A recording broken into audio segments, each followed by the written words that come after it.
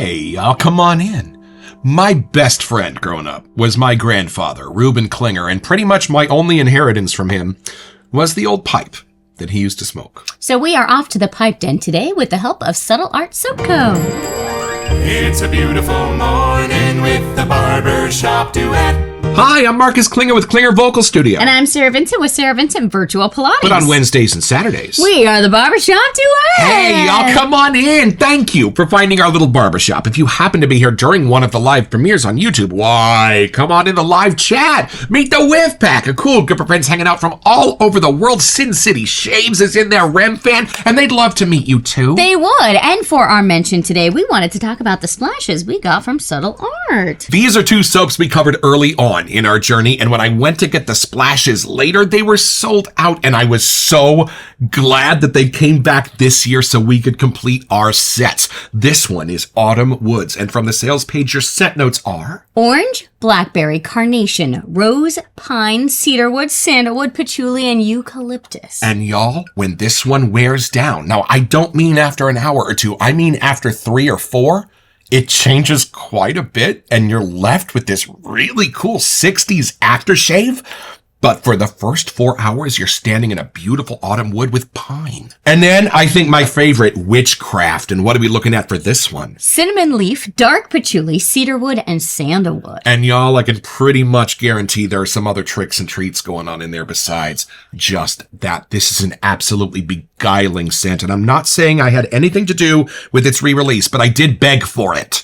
I feel like both of them, something in the base maybe that's in the aftershave has this clean, powdery kind of thing that hits me too that is so wonderful. And what is our soap today? Well, follow us into the humidor for Pipe Den.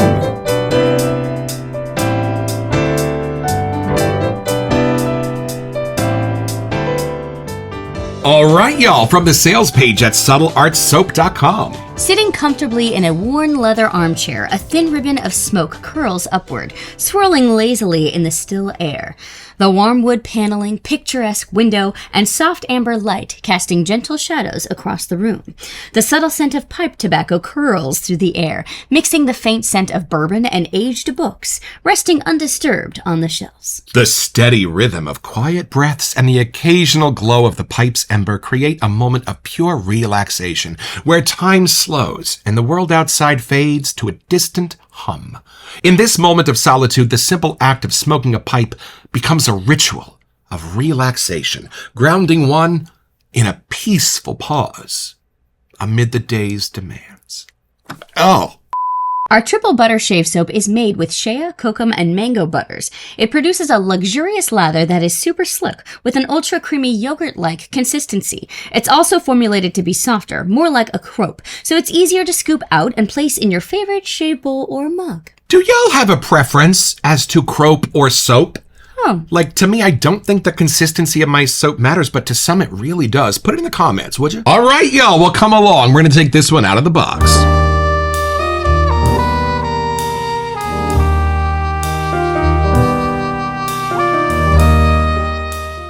This is big because the aftershaves came in here, y'all, but look at this. This is how they come from Subtle Art. Even stickers and extra blades. And a note. Thank you, Marcus and Sarah from Joe and Sadie. Of course, y'all. Oh, and it looks like a sample for y'all of leather tobacco. Whoa. I'll be putting this sticker up in the shaved end. Thank you very much. And here is what you've come to see. Y'all, I'm not saying I bought this because of the label, but I totally bought this because of the label. Look at that. Beautiful. Look at those chairs. Oh, you can see the smoke swirling up. Oh, I kind of hope it smells exactly like that beautiful leather on those kind of broken in loungy chairs. Veteran owned and operated. Y'all grab your little clipper thing and your favorite ashtray because we're about to have ourselves a tobacco-y first impression.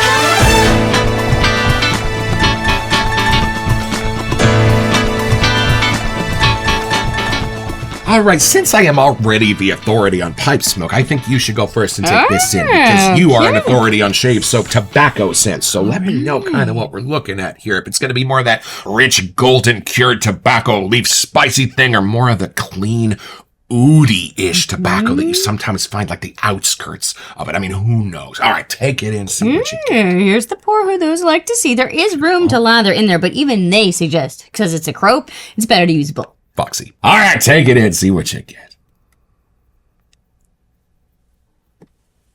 Oh, it's a little more of a clean, lighter side. I was expecting a little more evening of a scent, I think. This is definitely more a midday, mid-afternoon kind of thing, I think. It doesn't go quite as dark in any of the scents. So whether it's the leather side of it, I think there was a little rum kind of spice action, or the tobacco itself. We've had a lot of different versions of tobacco, and I didn't realize how many we've had until smelling this one. This one kind of has a soft, leathery side mixing in with the tobacco itself. Oh. Well, remember caramel tobacco from Subtle Art? It really didn't smell that much like tobacco. It almost smelled like that EDP called blue sugar. Ooh. This is a much lighter intensity. I think a lot of time when you read anything that lists leather or tobacco, you immediately think it's going to be a little bit more in your face. And this has a much subtle kind of a vibe. I'm guessing that was on purpose. But it's enough that, like, if someone was in this vicinity, they would smell it. But I think another chair over, that they wouldn't get too much of it, which I think a lot of people like that type. Yes. If you sit, next to people all day or working and you're in and out, like, this is a really nice way to have that kind of calming leather meets tobacco scent in a subtle kind of formulation. Right. Well, Commodity, right? Commodity Milk, they offer theirs in 3 different intensities depending on how much throw you want from it. I almost think I'm getting the tobacco more of like a woodsy, like teak wood kind of a thing. Like there's character in this, but a much drier side of the tobacco. It's not too dark. Gotcha. It just kind of has a deep character in there. Right. I feel like this is probably one of the most crowd-pleasing leathers, too. Sometimes it's much more like the new car smell or something like that. This has a more worn-in, almost suede-y kind of hue. Nice. But again, not in your face, which I'm really enjoying. Gotcha. Is the leather stronger than the tobacco? No, I think it's the tobacco turns into more of a leather. Like they almost blend so well together. Right. They could be not interchangeable, but they blend in a way that puts you directly in that chair. Like you have, they're equal where you're sitting, if that makes sense. Well, maybe that's what makes it the pipe den. Not just the pipe smoke, but the chairs, the walls, the woods, all of it. Because they do have other ones that has tobacco in the name. Right. This one doesn't. And I think that's kind of on purpose. It's really creating that kind of vibe. Interesting. You noticed that, yeah. I am getting more of the smoky on the finish now. Like there is something more, like the visual they had in the sales page about that kind of spiraling up look, and it's just kind of hanging out. It's not to the point where if somebody walked by, they'd start coughing. It's nothing that's like, overblown, but you know that the tobacco has been lit. It's not just sitting there. Like there is a little difference at the end of the whiff that adds that coming through. Well, that's what makes it smell like a pipe, because you throw out your cigar butts, right? So I do feel like Pipe Den is a very fitting name for this because it's creating that room and that environment and almost that solitude and meditative portion that maybe your grandpa would have enjoyed. All right, pass it over. I'm going to see if this takes me back to my poker games with Grandpa. Or there you go. This. All right, taking it in. Oh.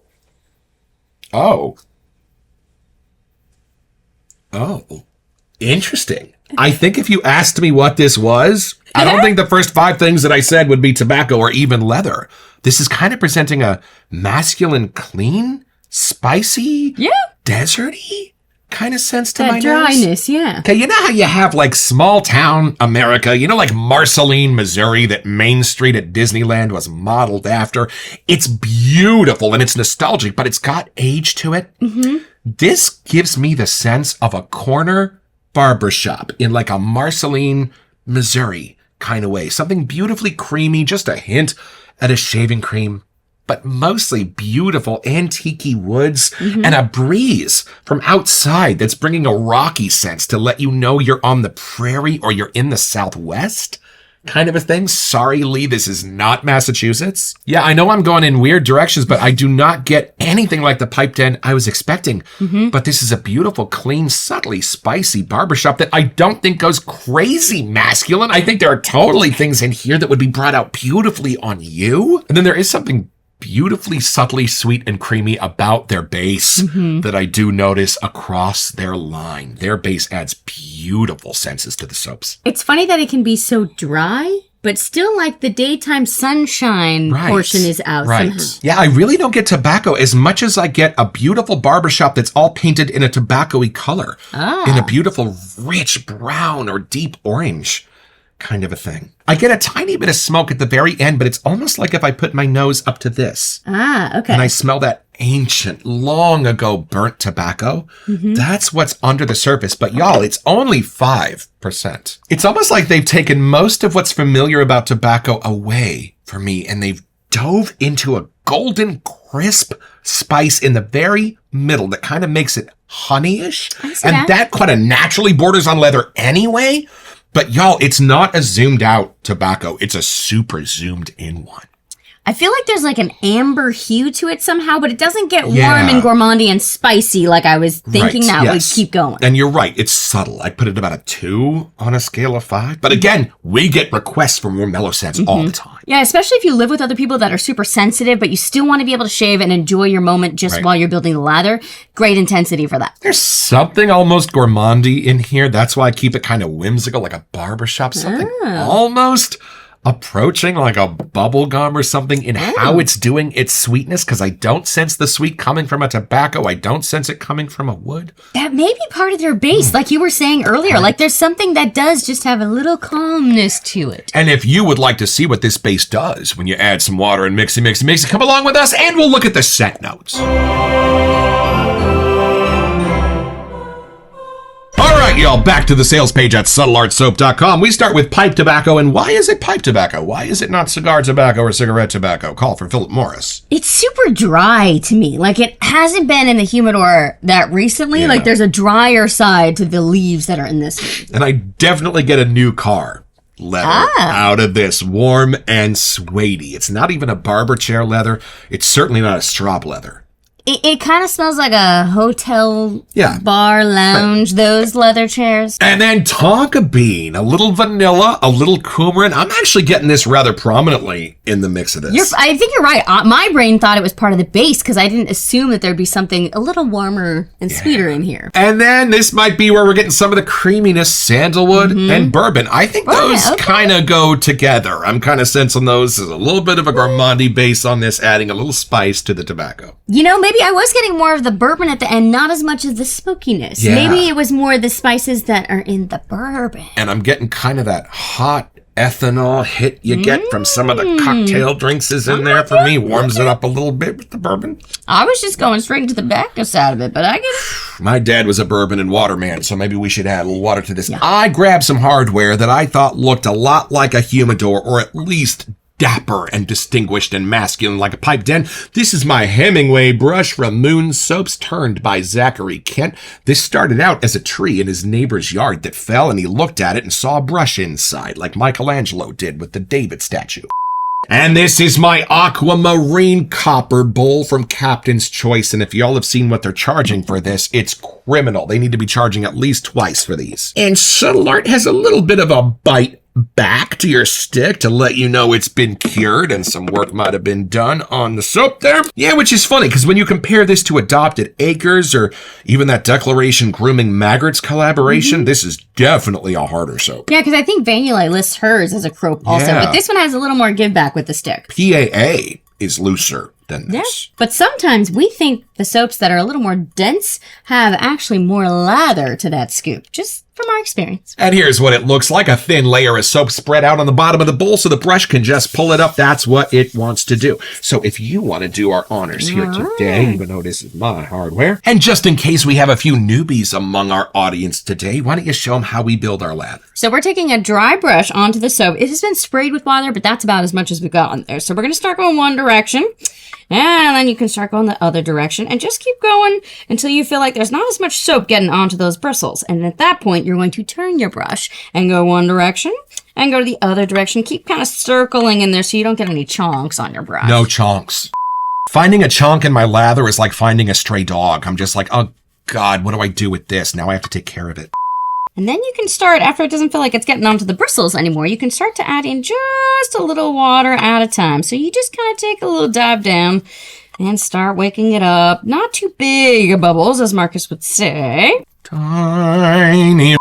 I like to build my lathers a little on the thicker side and then really wet my face down so I can build the last part of my lather with the extra water on my face, if that makes sense. All right. And I know we never talk about lather, but Here you go, my friends. Nice iridescent to all that triple butter action. Well, you can see inside of it. And we're having such a good time watching Larry's new channel, Larry Shaves. He's a beloved Whiff Pack member. And while we don't do shaving here on the Barbershop Duet, we thought you might like to see what this subtle art lather looks like when it goes on to my face. Y'all, beautiful. Slick and creamy, and with a consistency I know is not going to clog my razor. If you're starting out with a Henson Mild, you know the struggle. Nice, slick, and protective, Love it. padded feel going on. Those butters are working. And this is something you will only find here in the Barbershop Duet. This is the how much tobacco is in your whiff. 1, 2. Okay, very blended. Oh, even more blended. Here, it's even harder to find. Yeah, the leather in this. actually got a little louder for me in this one. Right. Still very subtle, though. Still a 2, I would say, on the intensity scale. And y'all, I have it on good authority. This pipe den has a basement. Come along with us down that fire pole. We're going to go a little deeper.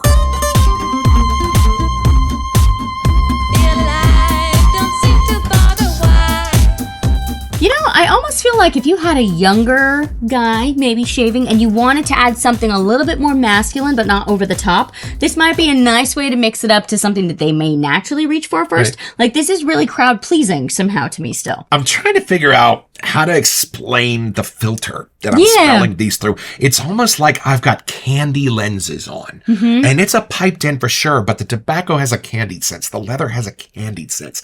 Everything feels like a board game from when you were 7. I'm getting a little bit more of a mature side. Like, I really do feel like I'm in a fancy lobby pipe den.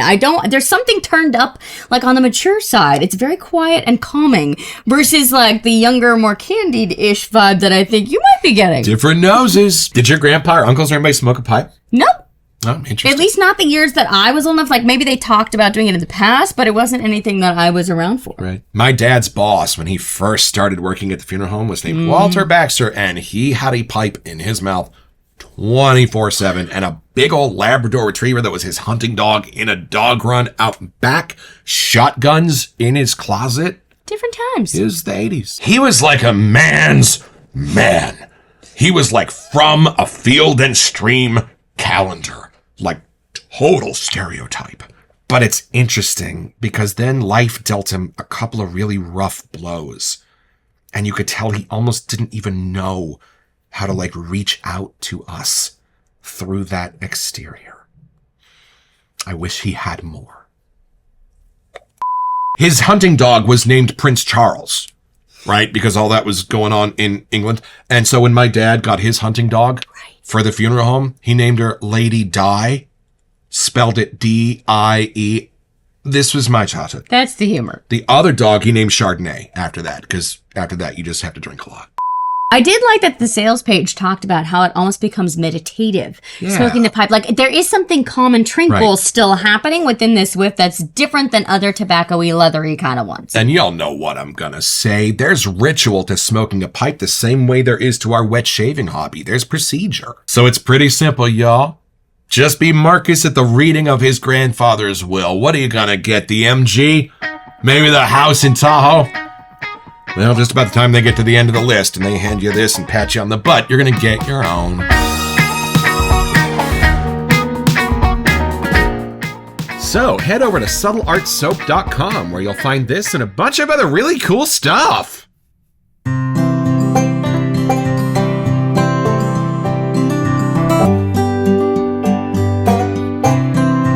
Well, I've had my shave, y'all, with Pipe Den. Not a real intense scent, probably the lightest we've got from Subtle Art. In fact, about on par with the lovely scent I find from their base itself. But once you add some water and build your lather, those nooks and crannies rise to the surface and sit you down in a lovely, comfortable Barco lounger in your grandfather's library on a late summer afternoon. And we're loving it. Thank you, Subtle Art. We will be back.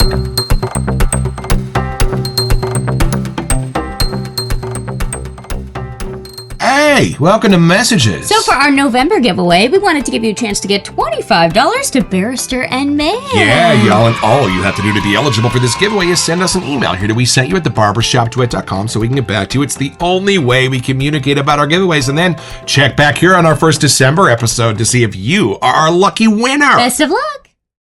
You know, heading into December, it's got a little bit of a Christmassy edge. I kind would of was say. thinking it was more fall, which is why I waited to open it now. But there is something that kind of, I think anytime that it's crisp outside, this would be a fitting scent. Well, I think it's because of the candied nature in here that she doesn't find, because clearly she's wrong about that. I'm still getting that kind of teak wood vibe. Yeah. Though. That's sticking with me. I'm enjoying it, but I kind of want that to be on the label too. It's almost an experiment in like deconstructed tobacco. I don't really get tobacco. I don't really get leather, but I get the parts of them kind of put together on the outsides. When we come back for the How It Shays, and after we spent a little more time digging into this one, I think it's going to have its moment to shine, where the tobacco is going to be like, I am here. I'm just a little more subtle, y'all. Hey, Joe and Sadie, thank you for creating some of our all-time favorite scents and sending us on some absolutely extraordinary adventures. We will be back for some more fun soon. Yeah, let us know in the comments, Whiff-Pack, what we should grab from them next. Don't forget, you're next to one with the Barbershop Duet. You'll smell better just watching this.